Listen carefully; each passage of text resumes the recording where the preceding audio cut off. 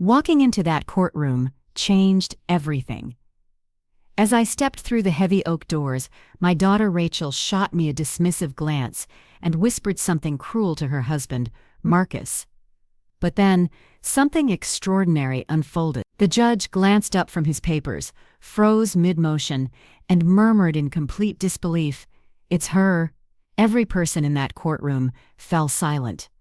None of them knew who I really was until that precise moment. That trial transformed my entire existence.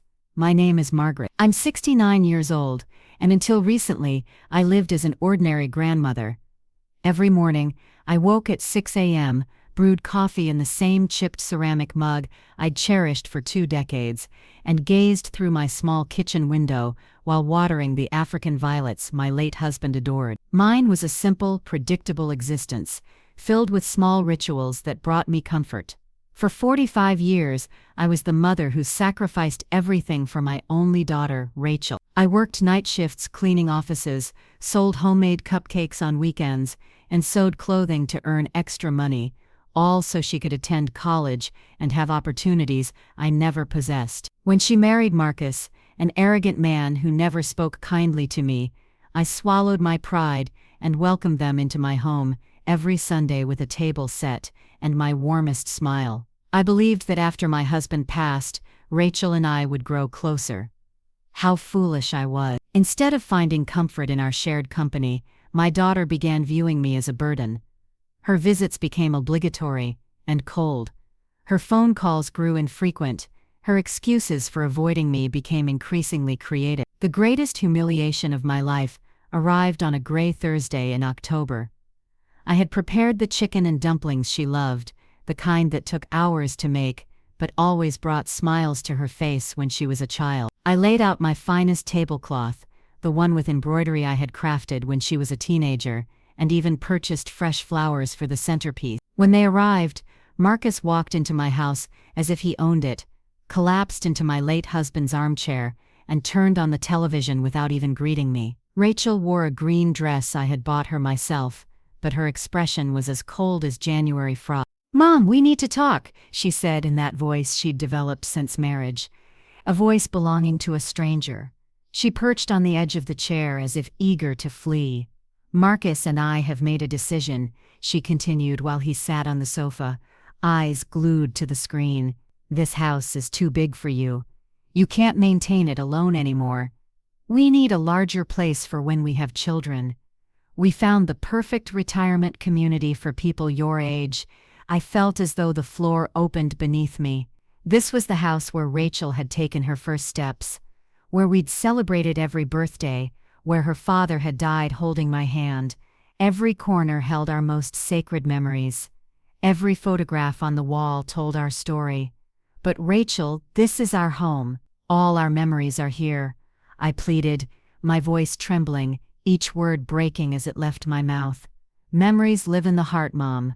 Not on the walls," she replied with a coldness that chilled me to my core.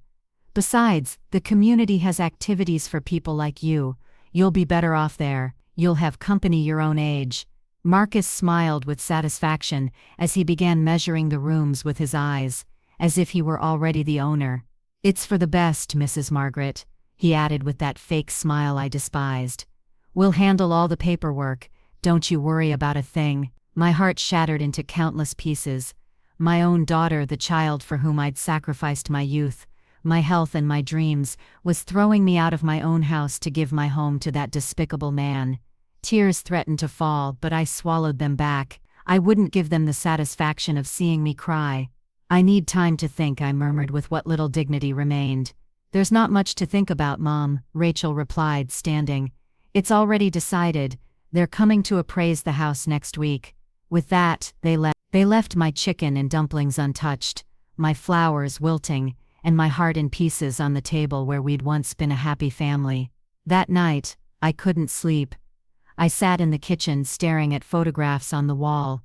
Rachel as a baby, Rachel on her first day of school, Rachel on her graduation day. In every picture I was there holding her, hugging her, smiling with pride. How had it come to this? How had the girl who once told me I was her hero now treat me like garbage? The following days were a nightmare. Marcus brought a real estate appraiser without warning, a man in a gray suit who walked through my house as if it were merchandise for sale. He took notes, measured rooms, and talked about potential and necessary renovations, as if I weren't even present. Rachel accompanied him, nodding at every disparaging comment about my home. "The pipes are old," the appraiser said, "and these kitchen tiles are dated. You'd have to change everything." My husband had installed those tiles with his own hands when Rachel was 10 years old. Each one represented hours of work, love, and hope for our future. But to them, they were just obstacles to their new life. The humiliation reached its lowest point when Rachel brought home brochures for the retirement community. "Look, Mom, it has beautiful gardens, and they have bingo on Tuesdays," she said in that fake voice she used when trying to convince me of something. "Plus, there's a nurse on duty around the clock. You'll be safer." Safer? I had lived in this house for 30 years without a single problem. I knew all my neighbors. I had my routines, my plants, my memories. But to Rachel, none of that mattered. All that mattered was that I get out of her way. The day I least expected it, they arrived with papers. Marcus walked in like he owned the place, followed by Rachel and a man who introduced himself as an attorney. "Mrs. Margaret, we have all the documents prepared for the property transfer. We just need your signature." "Transfer?" I asked, confused. "I thought you were going to sell the house." Rachel avoided my gaze. "Well, Marcus and I decided to keep it. It's better for the family to hold on to properties." That's when I understood everything. It wasn't just that they wanted me out. They wanted to take ownership of my house, the legacy my husband and I had built with so much effort. It was theft disguised as filial concern. "I'm not signing anything," I said with the firmest voice I could muster. Marcus stood abruptly, his face completely transformed, revealing the aggression he'd always kept hidden when my husband was alive. "Ma'am, you're no longer in a condition to make decisions. Rachel is your only heir, and she's acting in your best interest. This is my house," I yelled, surprising myself with my own strength. "And I'm not leaving." "Mom, don't make this harder," Rachel murmured, finally showing some discomfort. "You know you can't keep living alone. Last week you forgot to turn off the gas stove." It was a lie. I had never forgotten to turn off the gas. But Marcus smiled as if he'd just found the perfect excuse. "Come on, Rachel. Your mother isn't well. It's dangerous to leave her alone." The attorney cleared his throat. "Ma'am, if you don't sign voluntarily, we might have to explore other legal options. A mental incapacity proceeding, for instance." I felt the world closing in on me. My own daughter was willing to have me declared incompetent to steal my house. The man I'd accepted as a son-in-law was threatening me in my own living room, and I, a 69-year-old woman, was completely alone against them. "I need time," I muttered, defeated. "You have 1 week," Marcus said coldly. "Then we'll do what we have to do." When they left, I collapsed into my husband's armchair and cried as I hadn't since his funeral. I cried for the daughter I'd lost, for the home they were taking from me, for the life crumbling around me. I felt betrayed, humiliated, completely defenseless. That night, for the first time in my life, I considered giving up. Maybe they were right. Maybe I was too old, too weak, too useless to fight. Maybe it was best to accept my fate and disappear quietly, just as they wanted. But then something inside me refused to die. A small flame of dignity still burned in my chest. I wasn't going to let them trample all over me, without a fight, not after a lifetime of sacrifice and devotion. The next day, Rachel came back alone. For a moment, my heart filled with hope. Maybe she'd reconsider, maybe she'd come to ask forgiveness. How mistaken I was. "Mom, I came to help you pack," she said in that robotic voice she'd adopted. "I brought boxes. We can start with your clothes." I stared at her, searching for any trace of the girl I'd raised, but I only found a stranger, cold and calculating. "Rachel, please reconsider. I'm your mother. That's exactly why I'm doing this," she replied without looking me in the eye. "Because I love you, and I want what's best for you." Love. This was stripping me of my home, my dignity, everything I had left. That was love. For the next few hours, Rachel began packing my belongings, as if they were worthless objects. She took my family photos and shoved them carelessly into boxes. She packed the books my husband had given me, the dishes from my wedding china, the tablecloths I'd embroidered during years of sleepless nights. "This dress is so old, Mom. I don't think you need it," she said, holding up my mourning dress, the one I'd worn to my husband's funeral. "Leave it," I begged. "Please, just leave it." But she'd already put it in a donation bag. My pain didn't matter. My feelings didn't matter. I didn't matter. The final straw came when she found my jewelry box. Inside were my wedding ring, the earrings my husband had given me for our 20th anniversary, and a small gold chain that had belonged to my mother. "This jewelry will be safer in a safe deposit box," Rachel said, putting it in her purse. "It could get lost or stolen at the community." "Those are mine," I yelled, trying to snatch the purse from her. "Mom, you're getting very upset. This just confirms you can't take care of yourself," she replied with that sickening calmness that chilled me to the bone. In that moment, I knew I'd lost my daughter forever. The Rachel I knew had died, and in her place was this heartless woman, manipulated by Marcus and blinded by greed. That night, when Rachel left, taking my jewelry and my most precious memories with her, I was left alone in my half-empty house. The bare walls reminded me of how little I had left, how easy it had been for them to dismantle a lifetime. I couldn't eat, I couldn't sleep. I sat on the floor of my living room, surrounded by open boxes and scattered memories, wondering how it had come to this. At what point had I become invisible? When had I ceased to matter? The following days were a living hell. Marcus came early every morning to supervise the process, as if I were incapable of packing my own things. He brought strangers who measured, photographed, and appraised every corner of my house. They talked about me, as if I weren't present, as if I were an old piece of furniture needing removal. "The lady will have to speed up the process," Marcus said to Rachel. "The movers are coming on Monday." It was Friday. I had 3 days left in the home where I'd lived for 30 years, where I'd raised my daughter, where I'd loved and been loved. "What if I don't finish packing?" I asked in a whisper. "Don't worry, Mom," Rachel replied without looking up from her phone. "The movers will take care of everything. Just take what's essential." What's essential? As if an entire lifetime could be reduced to the essential. That afternoon, after they left, I walked through my house like a ghost. I touched the walls my husband had painted. I sat in every chair where we'd eaten family breakfasts. I opened every drawer holding little treasures from my past life. In my husband's desk drawer, I found old letters, paid bills, and some documents I'd never examined. Most were unimportant, but there was one folder I'd never seen. It was marked with my husband's initials and had a small lock on it. Curious and desperate to find something, anything, to connect me to better times, I looked for the key in all his usual spots. I finally found it inside an old book, marking a page about investments and properties. When I opened the folder, my world changed forever. There were documents I didn't fully understand, but one caught my attention immediately. It was a will dated just 6 months before my husband's death, one I'd never seen before. My hands trembled as my husband had been much more far-sighted than I'd imagined, and Rachel, my dear Rachel, had no idea what she was about to discover. With shaking hands, I began reading the will that would change my life. My husband, who'd always been so reserved about money, had been much busier than I'd imagined during his final years. The document revealed that my dear husband hadn't just been the modest employee I believed him to be.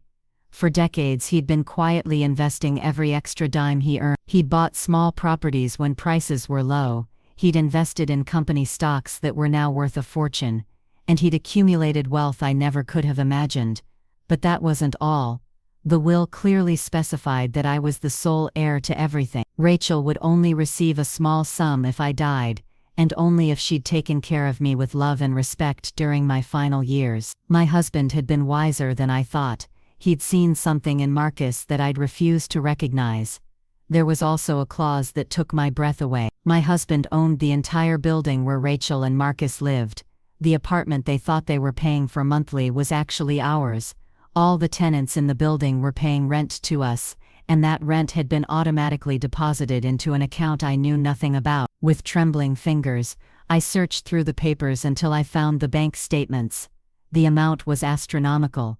For 2 years since my husband's death, I'd been living as a poor widow while a fortune accumulated in the bank. There were more surprises. My husband owned shares in the company where Marcus worked, not just minor shares, but a significant enough stake that he could practically influence company decisions. There were also investments in restaurants, small businesses, and even a large piece of land on the outskirts of the city, now worth millions. I read and reread every document, every contract, every certificate. Everything was there, perfectly organized and legal. My husband had built a silent empire, and I was its empress without even knowing it. But what impacted me most was a personal letter I found at the end of the folder. It was in my husband's handwriting, addressed to me. "My dearest Margaret," the letter said, "if you're reading this, it means I'm no longer with you and you found this treasure I kept for you. Forgive me for not telling you while I was alive, but I wanted it to be a surprise for your golden years. You always worked so hard. You always sacrificed so much for Rachel and me, that I wanted to make sure you'd never want for anything." Tears began rolling down my cheeks as I continued reading. I must also confess something. I never completely trusted Marcus. There's something about him I don't like, an ambition that worries me. That's why I structured everything this way. If Rachel takes care of you and respects you as you deserve, she'll have a comfortable. But if she ever treats you badly or tries to take advantage of you, you have all the power to protect yourself. My husband had foreseen exactly what was happening. He'd seen right through Marcus from the beginning, and had prepared my defense before he died. Use this power wisely, my love, not to hurt, but to protect yourself and to teach. Deep down, Rachel is a good person. She's just confused. But if you need to defend yourself, you now have the tools to do it. Signed, your husband who loves you for all eternity. I sat on the floor of my living room, surrounded by documents worth millions, crying for the wise man I'd lost, and for the daughter I was about to lose. But for the first time in months, they weren't tears of defeat. They were tears of gratitude, of hope, and yes, also of quiet satisfaction. Rachel and Marcus thought they were stripping me of everything. They had no idea that I owned the building where they lived, the shares of the company where he worked, and properties all over the city. They thought they were throwing me out of my house to take it for themselves, not knowing this house was the least valuable thing I owned. That night, I didn't sleep, but for the first time in weeks, it wasn't because of sadness. It was because my mind was working, planning, calculating. My husband had given me more than money. He'd given me power, and now I had to decide how to use it. Monday morning arrived with light rain tapping against the windows. Rachel and Marcus showed up early with the movers, expecting to find me packed and ready to leave. Instead, they found me sitting calmly in my favorite armchair, sipping tea as if it were any other day. "Mom, what are you doing? The movers are already here," Rachel said with that impatience she'd developed. "I'm not leaving anymore," I replied with a calmness that surprised even me. Marcus came closer with that threatening smile I knew so well. "Mrs. Margaret, we already talked about this. You don't have a choice." I looked him straight in the eyes for the first time in years. "You're right, Marcus. I don't have a choice.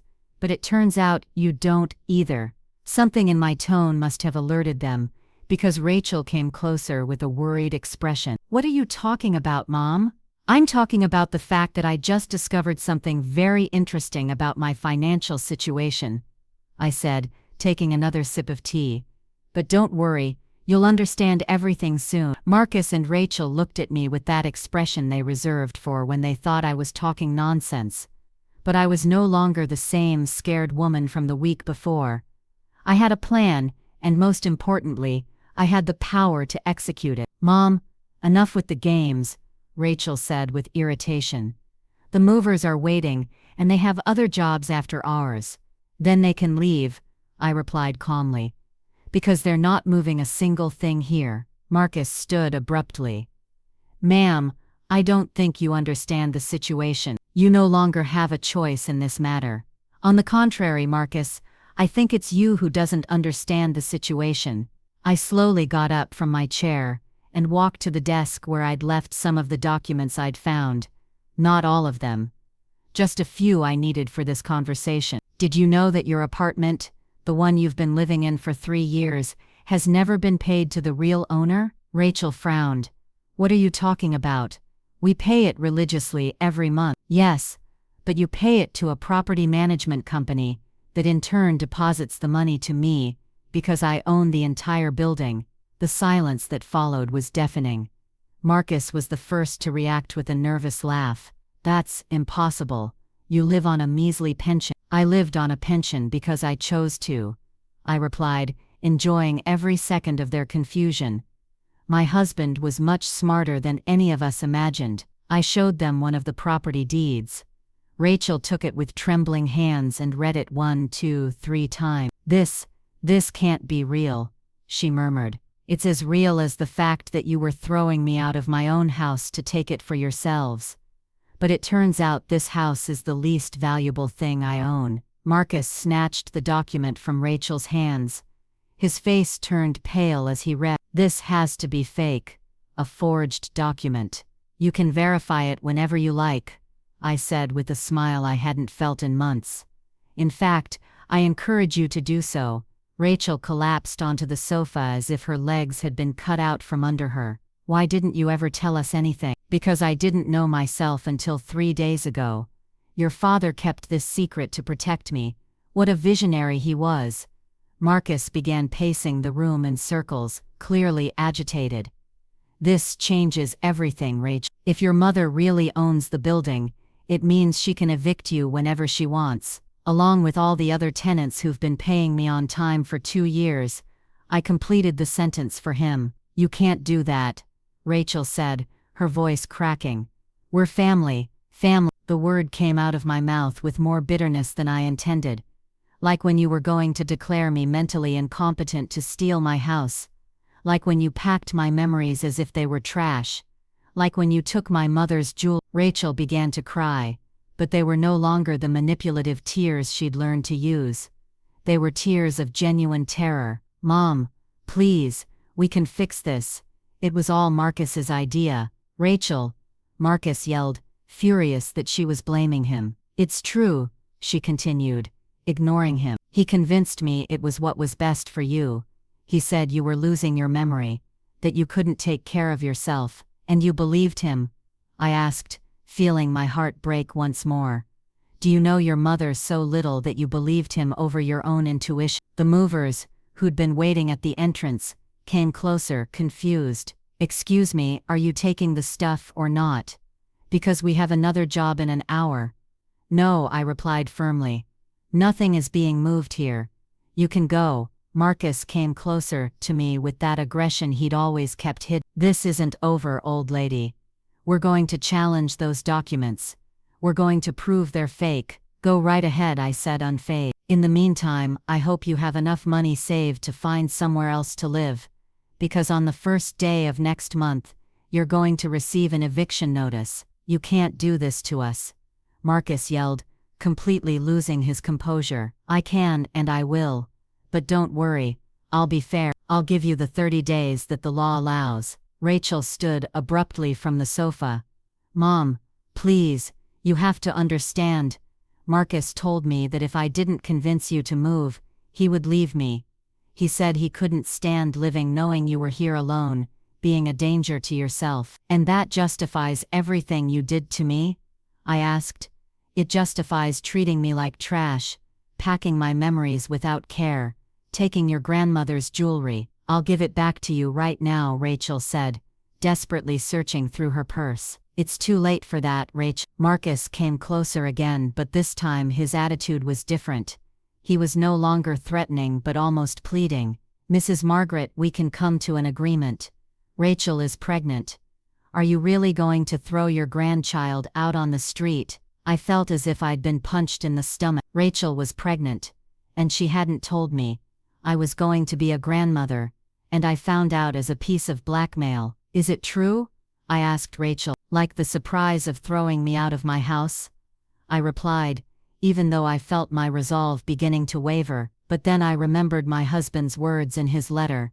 Not to hurt, but to protect yourself and to teach. Rachel needed to learn, and her son or daughter deserved to grow up with different values than the ones Marcus was teaching. The news of the pregnancy disarmed me for a moment, but then I remembered all the pain they'd caused me. A baby didn't erase the humiliation, the contempt, or the months of suffering they'd put me through. Congratulations on the baby, Rachel, I said with a calmness that was hard to maintain.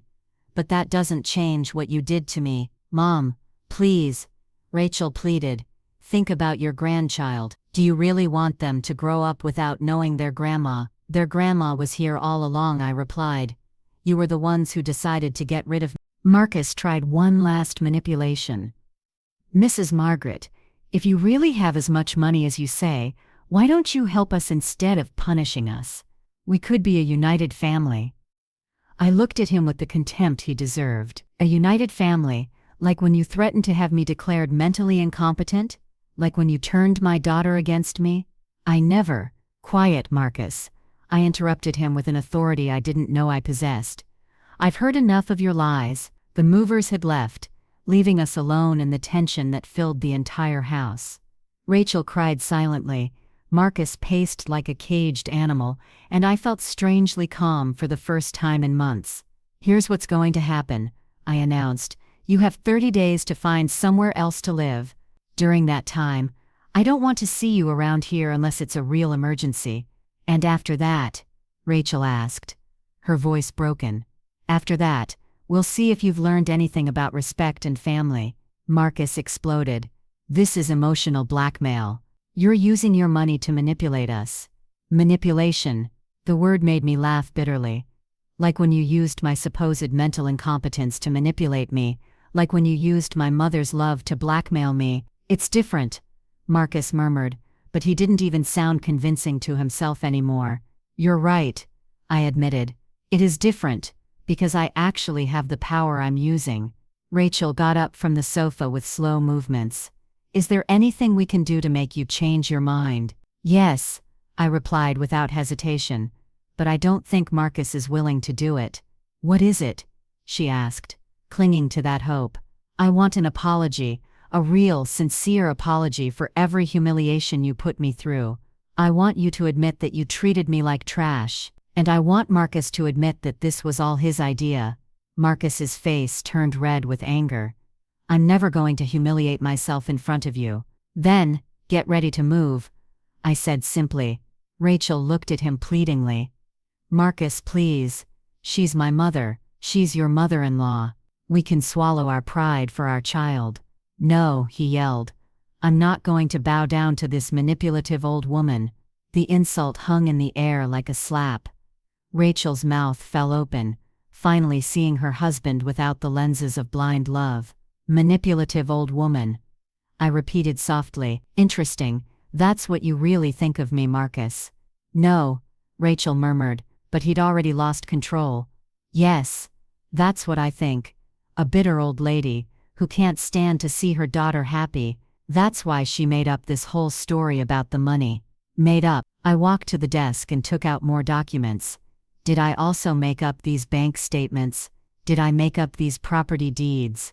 Did I make up these stock certificates? I put each document on the dining room table, one by one, until the surface was covered with irrefutable proof of my fortune. Rachel came closer and began examining the papers with trembling hands. Oh my God, Mom, this is real. It's all real, very real, I confirmed. And now you understand why your husband is so desperate to discredit me. Marcus tried one last gambit. Rachel, you can't believe your mother hid all this for years. She's a liar. No, Rachel suddenly yelled, surprising us all. Stop it, Marcus. Just stop. She turned to me with tears streaming down her cheeks. Mom, forgive me for everything. You're right. He treated you like trash. I took your memories, your jewelry, your dignity, and the worst part is that I did it because he convinced me you were a burden. Rachel, don't listen to her, Marcus tried. But she ignored him completely. He filled my head with lies about your mental health, about the dangers of you living alone. He made me feel guilty for leaving you here when all you wanted was to be in your home. Rachel, be quiet, Marcus ordered her, but it was already too late. Don't you ever tell me to be quiet again, she yelled at him. I'm sick of your manipulations, sick of you using me to hurt my mother.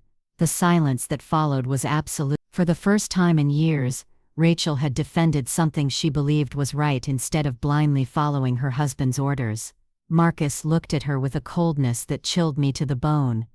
If you choose your mother over me, Rachel, this relationship is over. Rachel stood motionless for a moment, processing the ultimatum. Then, to my surprise, she straightened up and looked him directly in the eyes. Then, it's over, she said in a voice I'd never heard from her before. Marcus was paralyzed, as if he couldn't believe what he'd just heard. For years he'd controlled her every decision, every thought, every move. And now for the first time she'd told him no. You're not serious, he murmured with a nervous smile. You're pregnant, Rachel. You can't raise a child alone. I won't be alone, Rachel replied, looking at me for the first time in months, with something that resembled love. I have my mother, but I wasn't ready to forgive so easily. The months of humiliation, the nights of crying, the feeling of having lost my only daughter, all that didn't just disappear with a few words. Rachel, I said softly, I appreciate that you finally opened your eyes, but this doesn't fix everything that happened. Her face fell. Mom, please. I know I don't deserve your forgiveness, but I'm willing to do whatever it takes. Marcus, seeing that he was losing control of the situation, adopted a different attitude. He suddenly knelt in front of me with a look of repentance I knew was fake. Mrs. Margaret, you're right, it was all my fault. I convinced Rachel that you couldn't take care of yourself. I pressured her into making difficult decisions. Please forgive me. I looked down at him, feeling a mixture of satisfaction and disgust. It was pathetic to see him grovel after months of arrogance. You're asking for forgiveness now, Marcus. When you discover that I'm not the poor, helpless old woman you thought I was terribly wrong, he continued with that performance I also knew. Let me make it up to you. We can be a happy family. A happy family. I repeat, like when you threatened to have me declared mentally incompetent. That was a mistake. Like when you called me a manipulative old woman 5 minutes ago. Marcus swallowed hard, realizing that every word he'd said was being used against him. I was upset. I didn't know what I was saying. No, I said firmly. You knew exactly what you were saying. You were showing your true face for the first time. I turned to Rachel, who was watching the scene with a look of shame and pain. And you, Rachel, for months you treated me like a nuisance. Do you think an apology erases all that? No, she admitted, her voice cracking.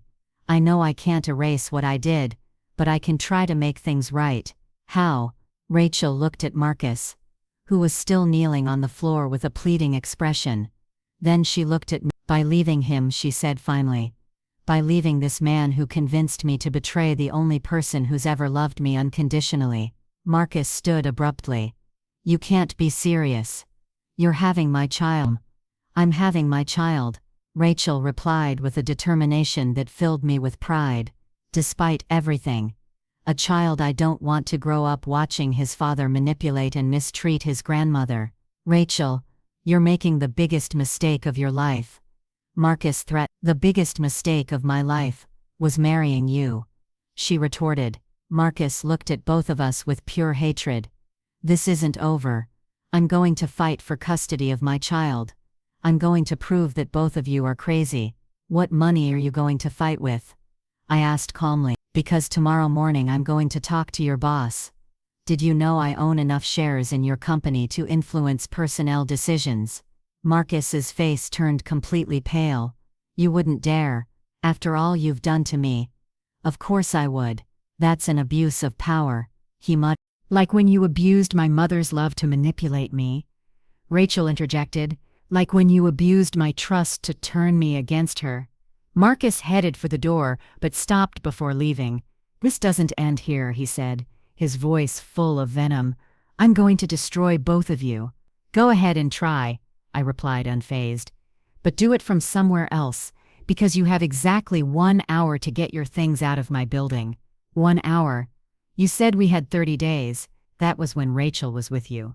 Now that she's on her own, there's no reason for you to keep living on my property." Marcus slammed the door behind him, making the whole house tremble. Rachel and I were left alone for the first time in months, surrounded by heavy silence and documents proving a reality still hard to process. "Mom," Rachel murmured after a long while, "can you ever forgive me?" I looked at her. This 30-year-old woman who'd just discovered she'd been living a lie, who'd betrayed her mother for a worthless man, who was pregnant and alone. "I don't know, Rachel," I replied honestly. "You hurt me a lot." "I know," she whispered. "And I'm going to spend the rest of my life trying to make it up to you." "Starting with what?" "Starting with giving you back your mother's jewelry," she said, pulling out the small bag she'd taken days before. "And by asking if I can stay here tonight. I have nowhere else to go." I looked at the bag with my mother's jewelry, then at my pregnant and alone daughter, and felt my heart soften just a little. "One night," I said finally. "But tomorrow we start talking about how you're going to earn my trust back." Rachel nodded, tears of gratitude running down her cheeks. "Thank you, Mom. I promise I'm going to make things right." But I knew that promises were easy to make and hard to keep. The real test would come in the days ahead. The next few days were strange and tense. Rachel stayed in her old room, which I'd kept exactly the same since she got married. During the day, we walked through the house like two polite strangers, only talking about necessary things: breakfast, the weather, her morning sickness. But I was watching every gesture, every word, every attempt Rachel made to win back my trust. And what I saw gave me hope. For the first time in years, my daughter was doing things for herself, without expecting someone else to solve them for her. She washed her dishes immediately after eating, kept her room spotless, and even started helping with chores around the house without me asking. On the third day, as I was watering my violets by the window, Rachel approached with a cup of tea in her hands. "Mom, can we talk?" I nodded without turning to look at her. I was learning that silence was more powerful than 1,000 words. "I've been thinking a lot these past few days," she began, sitting in the chair where Marcus used to sit like a king. "About everything that happened, about the things I did and said." I kept watering my plants, waiting. "I've realized that it wasn't just Marcus who changed me. I allowed him to change me. I chose to believe him instead of trusting my own heart." I finally turned to look at her. She had deep circles under her eyes and looked thinner despite the pregnancy. It was clear she hadn't been sleeping well. "And why do you think that happened?" I asked her. Rachel sighed deeply. "Because it was easier to blame you than to face the fact that I'd married the wrong man." That honesty took me by surprise. I'd expected excuses, justifications, but not that raw admission. "When Marcus started complaining that you visited too much, I knew deep down that he was being unfair. But it was easier to think that you were clingy than to accept that he was selfish." She put her hands on her belly where the pregnancy was barely showing. "When he started suggesting you move to a retirement community, I knew it was wrong, but he convinced me it was for your own good. And I wanted to believe him because it meant I didn't have to face the real problem." "What was the real problem?" I asked, even though I already knew the answer. That I'd married a man who didn't respect my family, who didn't respect me, and who was never going to change. In the days that followed, Rachel began telling me things that chilled me to the bone. How Marcus had gradually isolated her from her friends, convincing her they were a bad influence. How he controlled every cent she spent, telling her that women didn't know how to handle money. How he'd convinced her to quit her job because real wives dedicated themselves to the home. "And you never thought to talk to me about this?" I asked her one afternoon. "Marcus told me you wouldn't understand, that you were from another generation. He convinced me that if I told you our problems, you'd tell me to leave him, and he didn't want any outside interference in our marriage." Each revelation hurt more than the last. My daughter had been suffering in silence while I believed she was happy. And when she'd finally tried to get closer to me, it was already too late, because Marcus had programmed her to see me as the enemy. 2 weeks after Marcus left, Rachel received a call that left her pale as a ghost. It's the building manager, she said, her voice trembling. Marcus is in the lobby. He says he has the right to come up because he's still my husband. And what did you tell him? That I didn't want to see him, but he won't leave. He's yelling that he's going to call the police, that this is kidnapping. I got up from my chair with a calmness that surprised me. Tell the manager I'm coming down. I'm going to talk to him. Mom, he's really upset. We don't know what he's capable of. Exactly, I replied. That's why I have to go down there. When I got to the lobby, I found Marcus in a fury, yelling at the poor building manager who was trembling behind his desk. That crazy old lady has my wife kidnapped. Marcus was shouting. I want you to call the police right now. Good afternoon, Marcus, I said in a serene voice. He turned to me, his eyes bloodshot. He'd obviously been drinking. You give me back my wife right now, and if you don't leave my property immediately, I'll be the one calling the police. This isn't your property. You're a liar. I took out my phone and dialed my lawyer's number, putting it on speaker. Attorney Victoria, I said when she answered. It's Mark. I have an upset man here who refuses to leave my building. Could you confirm that I'm the legal owner? Of course, Mrs. Margaret. My lawyer's clear voice replied. You're the sole owner of the building located at. Marcus went silent as he listened to the legal confirmation. The manager looked at him with a mixture of fear and embarrassment, finally understanding the situation. Anything else you need me to clarify, Marcus? I asked after hanging up. This isn't over, he muttered, but he no longer sounded convincing. You're right, I agreed, because tomorrow I'll talk to your supervisor at the company, and the day after that to the bank that gave you the loan for your car. Contacts are useful when you have enough money.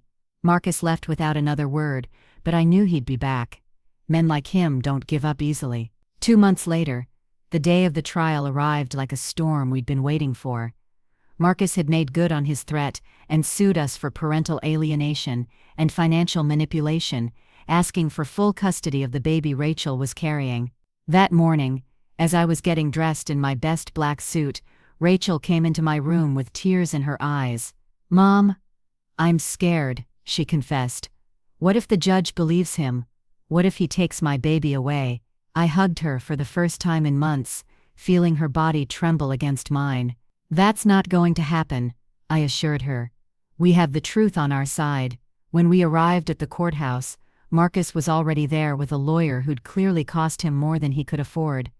He looked at me with that familiar hatred, but this time it didn't intimidate me. I had something he'd never have. The peace of mind of someone who knows they're on the right side. Rachel and I sat on our bench. She wore a purple dress that highlighted her 5-month pregnancy, and I wore the earrings my husband had given me for our anniversary. We were prepared. Marcus's lawyer began his argument, painting me as a vengeful woman who'd used her money to destroy a happy marriage. He talked about manipulation, emotional blackmail, and a toxic mother-in-law who couldn't accept that her daughter had grown up. When it was our turn, my lawyer, Victoria, stood elegantly and began presenting the evidence. Text messages where Marcus insulted Rachel, recordings where he threatened to leave her if she didn't throw me out of my own house, testimonies from neighbors who'd heard his yelling and abuse. But the decisive moment came when the judge looked up and stared at me. Mrs. Margaret Williams, he asked in disbelief. Yes, Your Honor, I replied, confused by his reaction. The judge took off his glasses and studied me carefully. Did you work at the family court 30 years ago? My heart stopped. Yes, Your Honor. I was a secretary for Judge Miller. You helped me when I was an intern. You taught me how to organize files. You brought me coffee when I worked late. You were always kind to me when everyone else treated me like I was invisible. The entire courtroom fell silent. Rachel looked at me in amazement. Marcus turned pale and I felt as if the world had stopped. Your Honor, I'm Judge David Morales, the judge continued. Do you remember me? And then I saw it. Under the gray hair, the wrinkles, and the authority was the shy young man who'd worked in my office decades ago. The boy I'd defended when other lawyers made fun of him. The one I'd encouraged when he doubted his abilities. David, I murmured, feeling my eyes fill with tears. Of course I remember you. The judge smiled, and for a moment he was that insecure young man again, looking for approval. I never forgot your kindness, Mrs. Margaret. You told me that one day I'd be a great judge when even I didn't believe it. Marcus and his lawyer exchanged panicked glances. They knew they'd lost before they even began. "Your Honor," Marcus's lawyer interjected, "I believe this constitutes a conflict of interest." "There is no conflict," Judge Morales replied firmly. "There's only justice, and after reviewing all the evidence presented, it's clear that Mr. Marcus Foster has been the only manipulator in this story." The verdict was resounding. Marcus lost all his rights to the baby and was prohibited from approaching Rachel and me. He also had to pay the legal costs and a settlement for emotional damages. When we left the courthouse, Rachel hugged me as she hadn't since she was a child. "Mom, how is it possible that the judge knew you?" "Life goes in circles, honey," I replied. "And kindness always comes back to you when you least expect it." 6 months later, when my granddaughter Lily was born, I understood that everything had been worth it. Rachel had regained her essence. She'd become the loving mother I always knew she could be. One afternoon, as we rocked the baby in the garden of our house, Rachel asked me a question I'd been waiting for. "Mom, have you really forgiven me?" I looked at her. This woman who'd grown so much in such a short time, who'd learned to value what was truly important. "I forgive you, Rachel," I said finally. "But more importantly, you've learned to forgive yourself." That night, as I prepared tea in my old chipped mug, I thought about my husband and his letter. I'd used the power he left me exactly as he'd expected, not to hurt, but to protect and to teach. Rachel had learned that true love isn't based on control but on respect, and I'd learned that it's never too late to stand up for your dignity. Looking out the window at the garden where my granddaughter was playing, I smiled. Some battles are worth fighting, and some victories taste better when they take a long time to arrive. In the end, I hadn't needed to yell to be heard. I'd only needed to remember who I really was, and defend it with the peace of mind of someone who knows they're on the right side of history. 5 years after the trial, my life had taken a turn I never could have imagined. Little Lily, now a 4-year-old girl with her mother's lively eyes and my same stubbornness, ran through the garden chasing butterflies while Rachel and I prepared Sunday lunch. "Grandma Margaret, look what I found!" Lily yelled, running toward me with a yellow flower in her small hands. "It's beautiful, my love," I said, lifting her to give her a kiss. "Should we put it in the vase with the others?" Rachel smiled at me from the kitchen. In these years, she'd bloomed in an extraordinary way. She'd gone back to school and was now working as an accountant at a small but prosperous firm.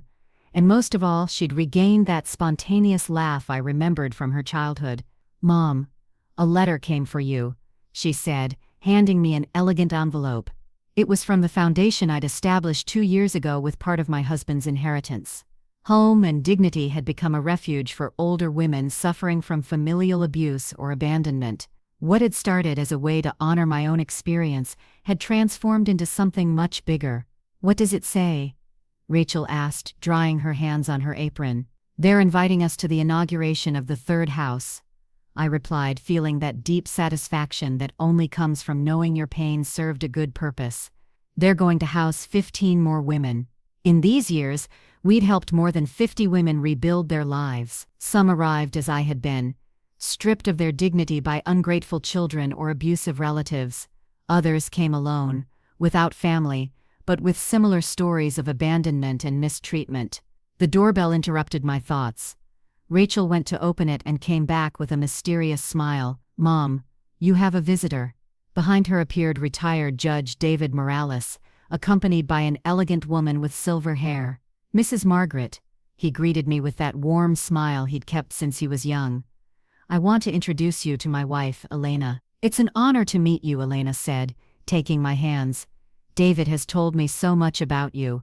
He says you were one of the most important people in his professional training." "He exaggerates," I replied, but I was deeply moved. "Not at all," David insisted. "And that's why we wanted to invite you personally.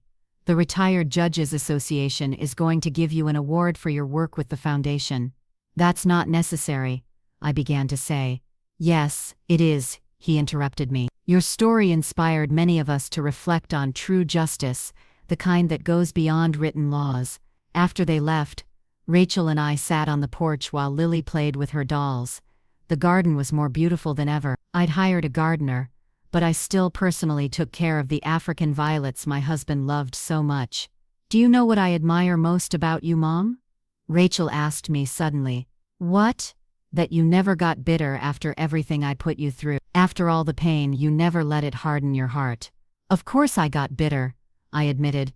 There were nights when resentment was eating me up inside, but your father taught me something very valuable in his letter. What did he teach you? That true power doesn't come from revenge, but from the ability to transform pain into something useful for others. Rachel nodded, understanding. She'd experienced that transformation herself. She now volunteered at the foundation, using her own experience to advise young women who'd fallen into toxic relationships.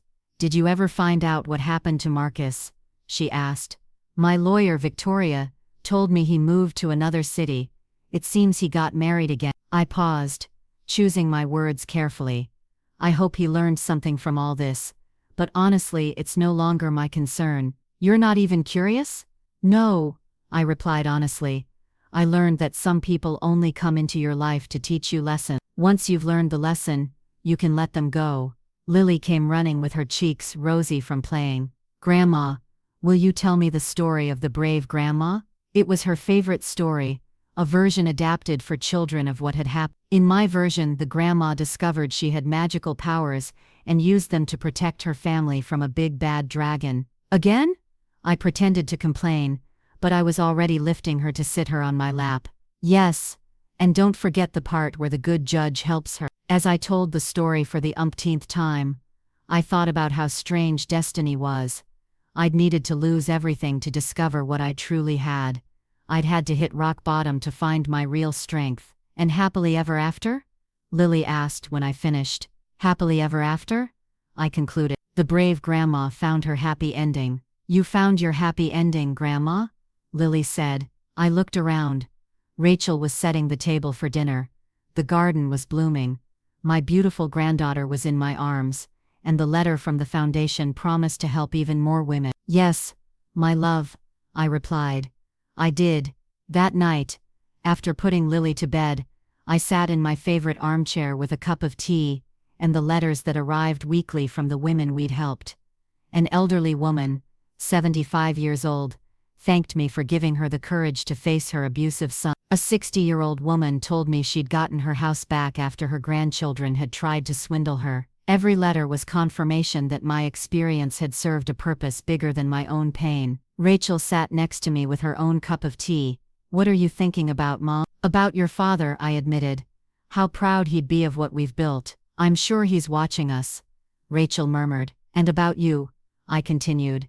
How proud I am of the woman you've become. I learned from the best, she replied, taking my hand. We sat in silence, enjoying the tranquility of the night. In the distance, the soft noise of the city could be heard. But here in our garden, peace reigned. I love you, Mom, Rachel whispered. And I love you, honey, I replied. I've always loved you, even in the darkest moments. And it was true. A mother's love transcends hurts, disappointments, betrayals. It's stronger than pride, more enduring than resentment, more powerful than any fortune. That night, I slept soundly without nightmares, without worry. I'd found something worth more than all the money in the world. The peace of knowing that I'd used my second chance wisely. In the end, it wasn't about how much money I had or how much power I'd exercise. It was about transforming my pain into purpose, my humiliation into strength, and my experience into wisdom for others. I'd learned the most important lesson of all, that it's never too late to stand up for yourself, never too late to change your story. What would you have done if you were in my situation? When family turns against you and threatens to take everything you hold dear, would you fight back or let go? If this story moved you, I'd love to hear your thoughts in the comments below. Share what you would have done differently, and don't forget to subscribe for more stories about courage, redemption, and finding strength in life's darkest moments.